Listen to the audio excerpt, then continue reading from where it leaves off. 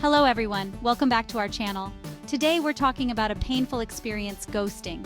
It's something many of us have faced. Ghosting is when someone disappears from your life without a word. They just vanish. They stop answering your calls, leaving you in the dark. They don't reply to your texts, no matter how many you send. You're left feeling confused and hurt, wondering what went wrong. Ghosting is sadly common in dating. You might think everything is going well. You might have great dates with someone, then suddenly, they vanish without a trace. But ghosting can happen in friendships too. It's not just limited to romantic relationships. It can even happen in families. Imagine this scenario.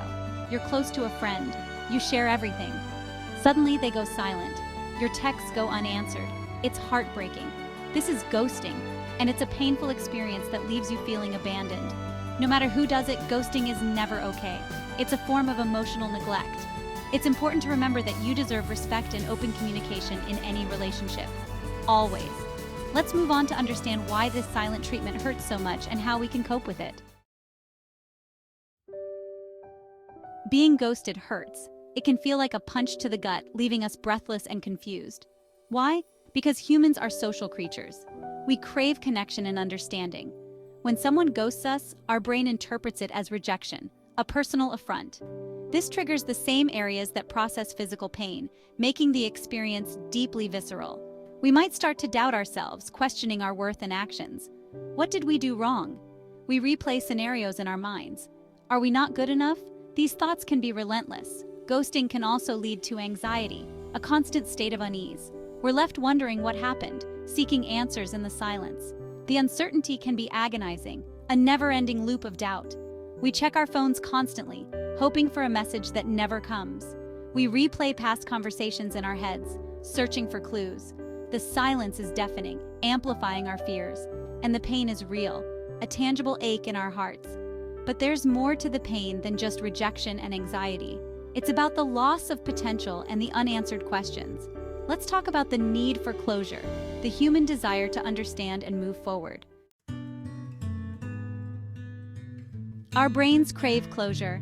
We need to understand why things happen. When a relationship ends abruptly, without explanation, it disrupts this natural process. Think of it like a story with a missing ending. We're left hanging. Our minds try to fill in the blanks. We imagine all sorts of scenarios, often blaming ourselves. This lack of closure can prevent us from moving on. We get stuck in a loop of what-ifs and maybes. The unanswered questions haunt us. Ghosting isn't just about romantic relationships. It can affect our social well-being in other ways too. Disconnected. Ghosting and isolation. Humans are wired for connection. We thrive in communities and relationships. Ghosting goes against our very nature.